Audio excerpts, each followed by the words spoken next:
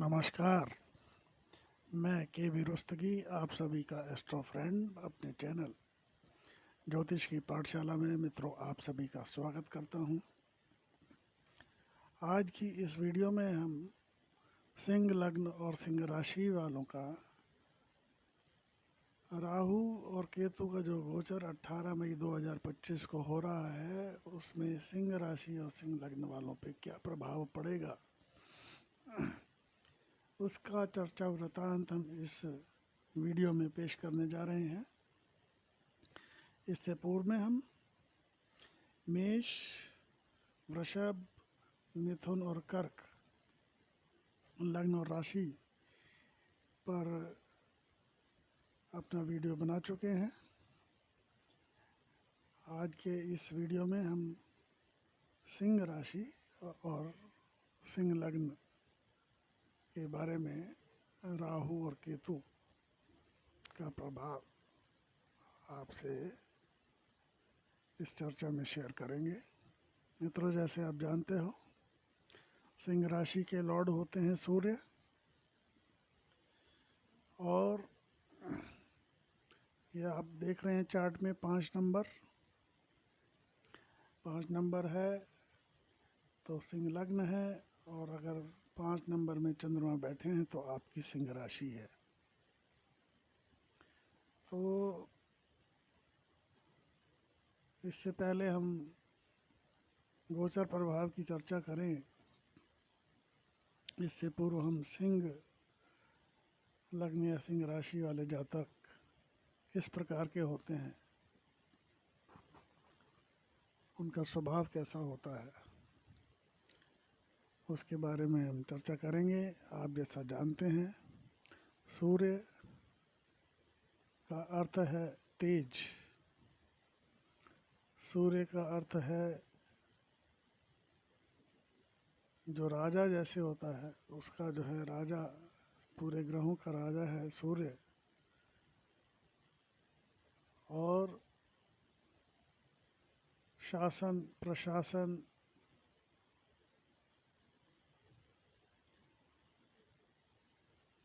और जैसे सूर्य बिल्कुल नियमित अपने टाइम पर जो है उदय होता है, तो अनुशासन भी इसके अंदर आ जाता है। सूर्य तेज है, सूर्य का पिता भी सूर्य के उससे देखा जाता है, तो शौर्य पराक्रम के जो कारक सूर्य देव, पूरे ब्रह्मांड को प्रकाशित करने वाले ये जातक बिल्कुल स्वतंत्र विचारधारा के और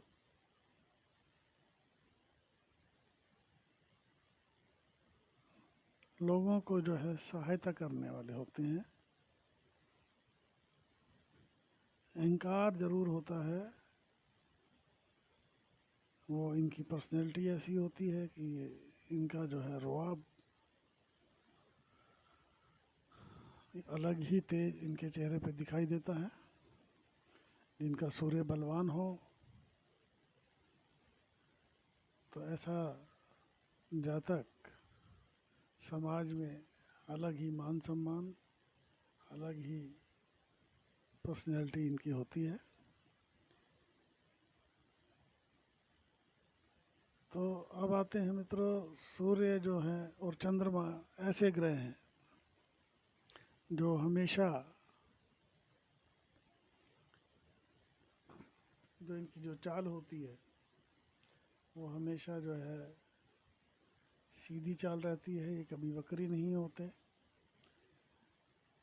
और इनके अलावा जो ग्रह होते हैं, मंगल हो गया, बुध, बृहस्पति, शुक्र, ये बीच में अपनी धरती की स्पीड के हिसाब से कभी वक्री कभी मार्गी, इस तरह की प्रक्रियाएं होती हैं, लेकिन सूर्य और चंद्रमा कभी वक्री नहीं होते।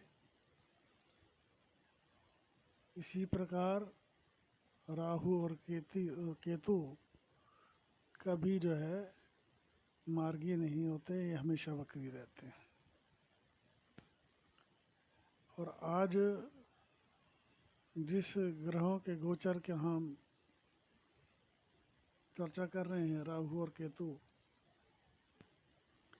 राहु इतना बलशाली है कि सूर्य को भी ग्रहण लगा देता है।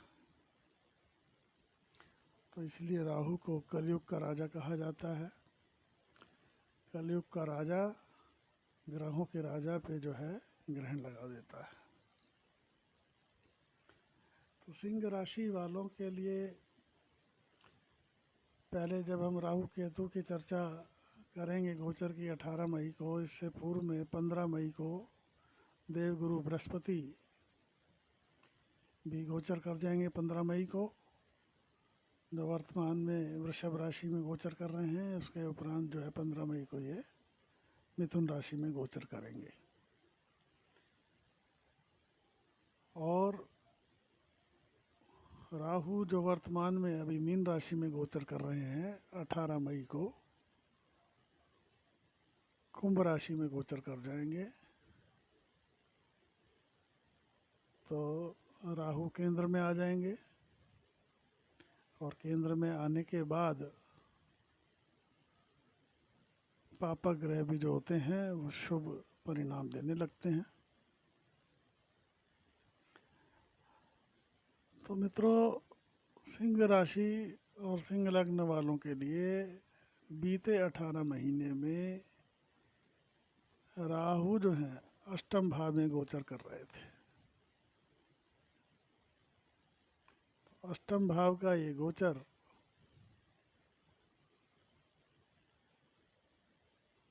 सिंह राशि वालों के लिए पिछले 18 महीनों में क्या परिस्थितियां उसने बनाई होंगी, उसके बारे में हम चर्चा करेंगे। अगर आपको जो मैं बताऊंगा, अगर आपको घटनाएं उससे मिलती जुलती हुई हैं तो आप कमेंट में ज़रूर उसका वर्णन करें। अष्टम भाव में गोचर कर रहे राहु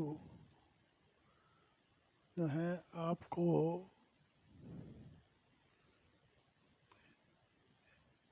क्योंकि देवगुरु बृहस्पति की राशि में बैठे थे और देवगुरु बृहस्पति आपके कर्म भाव पर विराजमान थे उस दौरान में और अभी भी हैं।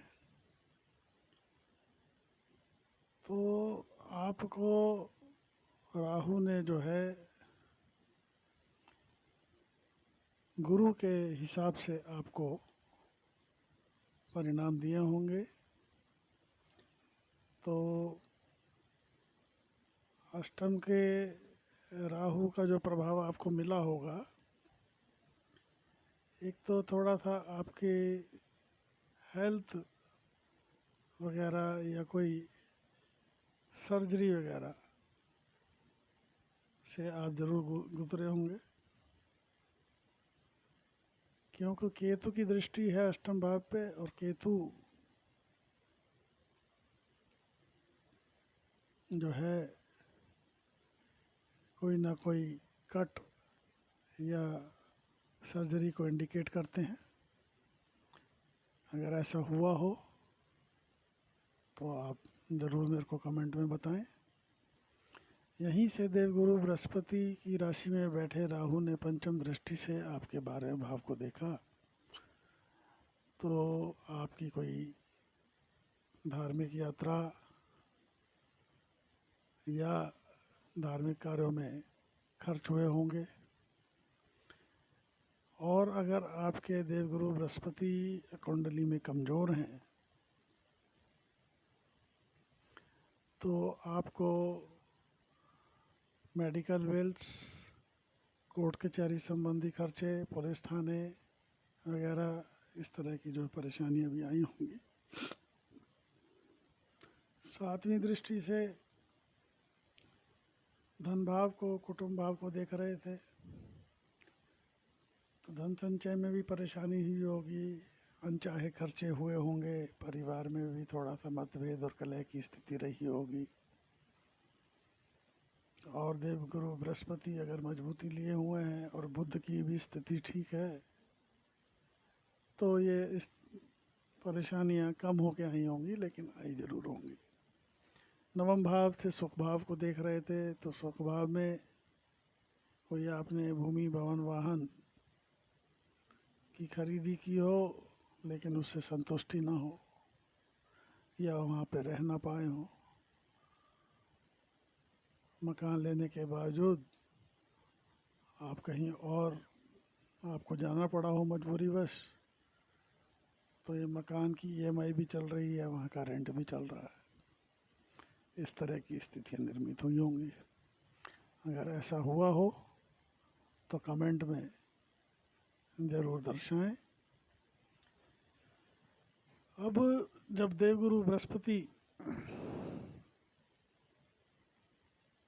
की राशि से निकलकर ये 18 मई को आपके सप्तम भाव में आएंगे, तो सप्तम भाव में राहु आने के बाद थोड़ा सा दाम्पत्य में परेशानी, दाम्पत्य में मतभेद, पार्टनरों में मतभेद, इस तरह की स्थिति निर्मित करेंगे।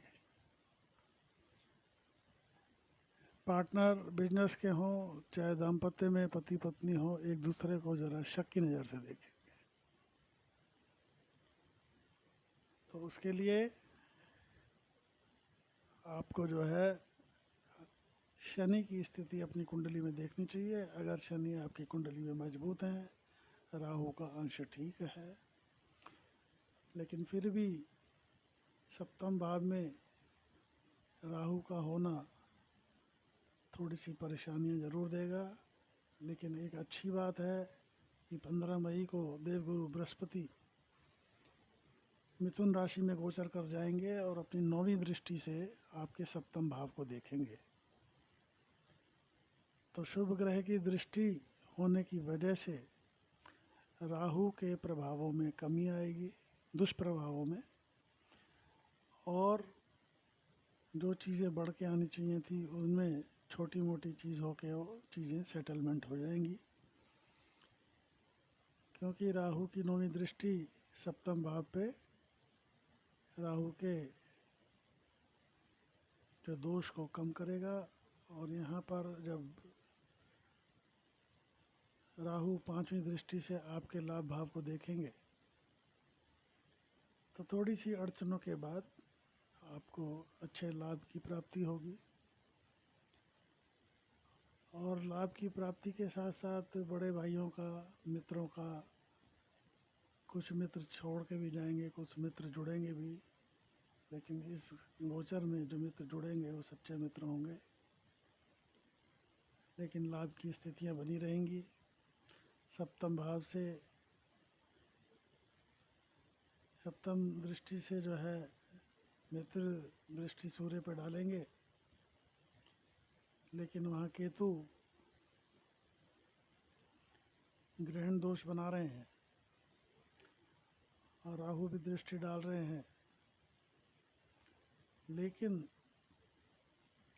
अगर सूर्यदेव आपकी कुंडली में बलाबल से हैं, 10 डिग्री के ऊपर हैं, तो आपको इस ग्रहण दोष से घबराने की ज़रूरत नहीं है। यहाँ पर देवगुरु बृहस्पति आपका जो है मान सम्मान, आपका ऑरा बढ़ाने वाले होंगे। और केतु भी आपको जो है 5 गुना फल करके देगा। लेकिन अगर सूर्य की स्थिति कमज़ोर है तो ऐसी स्थिति में आपको अपने गुरु को मजबूत करना चाहिए, सूर्य को मजबूत करना चाहिए। 9वीं दृष्टि आपके पराक्रम पर, तो आपका पराक्रम जो आप करेंगे, थोड़े से अधिक पराक्रम के बाद आपको सफलताएं मिलेंगी, भाग्य का साथ मिलेगा। छोटे भाई बहनों से शुरुआती मतभेद, लेकिन उनका सहयोग मिलेगा। छोटी यात्राएं होंगी। मीडिया वगैरह में अगर आप काम करते हैं, सोशल मीडिया में तो आपकी जो है सोशल मीडिया पे जो है कवरेज बढ़ेगी, भाग्य का साथ भी मिलेगा, तो इस तरह की स्थितियां निर्मित होंगी। और अब आ जाते हैं मित्रों, यही राहु की तो हमने चर्चा कर ली है। अब केतु जब आपके अष्टम भाव में होंगे तो वो जो है आपके धन भाव में होंगे। राहु आप जैसा जानते हैं कलयुग के राजा, और राहु को साम दंड भेद वो गलत सही नहीं देखते। जो चीज़ वो चाहते हैं वो उनको चाहिए, चाहे नियम से मिले चाहे गैर कानूनी तरीके से मिले। थोड़े बहुत में इनका पेट भरता नहीं, जितना भी डाल दो इनके लिए कम। इनकी कोई लिमिट नहीं है, इन्फिनिट है। तो राहु, अष्टम भाव का राहु जो है, एक चीज़ और बता दूं, अष्टम भाव आपका इंडिकेट करता है आपके ससुराल को, ससुराल पक्ष को। और राहु भी ससुराल का जो एक तरह से ससुराल भी जो है आपकी वो राहु ही है। तो यहाँ पे बैठ के आपके जो है इन लॉज से, ससुराल वालों से संबंध भी राहु ने खराब किए होंगे। अब आते हैं केतु पे। केतु द्वितीय भाव का केतु, अगर बुध की स्थिति ठीक है तो परिणाम आपके अच्छे आयु होंगे कि आपका जो है परिवार में कोई मांगलिक कार्य हुआ होगा, धन संचय हुआ होगा। अगर बुध की स्थिति खराब है तो वाणी में विकार की वजह से परिवार में कलह, मतभेद की स्थिति, पैतृक संपत्ति वगैरह में की वजह से परिवार में विवाद की स्थिति, वाणी में कर्कशता आना, धन का अपव्यय होना, इस तरह की स्थितियां रही होंगी। वहीं पे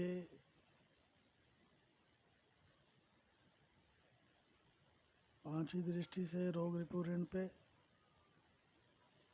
रोग रिपु ऋण पे छठी दृष्टि, थोड़ा सा आपकी जो है कर्जों की स्थितियां बनाई होंगी। आपने ऋण उठा लिए होंगे, एजुकेशन से संबंधित, व्यापार से संबंधित, मकान से संबंधित, तो ऋण का बोझ बड़ा होगा। रोग इत्यादि की भी परेशानियां रही होंगी और शत्रुओं की बाधाएं भी आपकी बड़ी होंगी। अगर शनि की स्थिति ठीक है कुंडली में तो ये स्थितियां तो बनी होंगी, लेकिन थोड़ी सी कम होके बनी होंगी।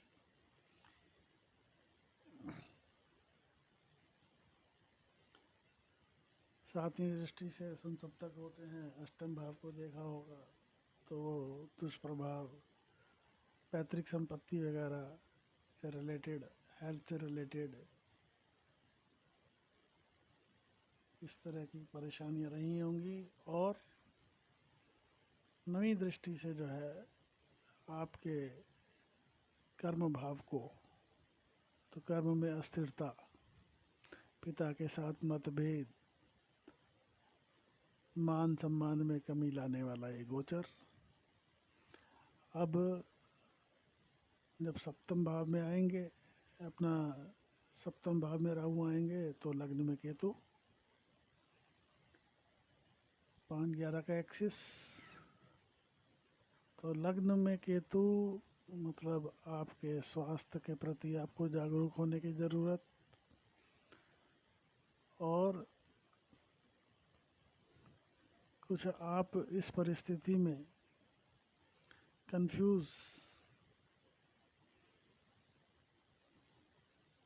कन्फ्यूज़न के शिकार होंगे, डिसीज़न लेने में बड़ा टाइम लेंगे, असमंजस की स्थितियां बनी रहेंगी। हेल्थ इश्यूज़ को भी एड्रेस करने की ज़रूरत। और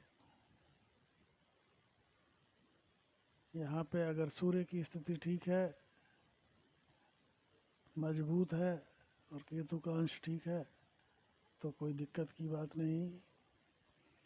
आपने धार्मिकता का, केतु क्या है, आपको ऊंचाई देने वाला है। केतु झंडे का जो सबसे ऊंचा वो होता है, जहाँ शीर्ष पे पताका लगी होती है, उसको लगाने से या फहराने से या बदलने से भी केतु मजबूत होता है। केतु ऊंचाइयाँ देता है, आकस्मिक ऊंचाइयाँ देता है, और आकस्मिकताओं का ही आधार केतु है। सबसे मुश्किल ग्रह है केतु ज्योतिष के अंदर प्रिडिक्ट करना।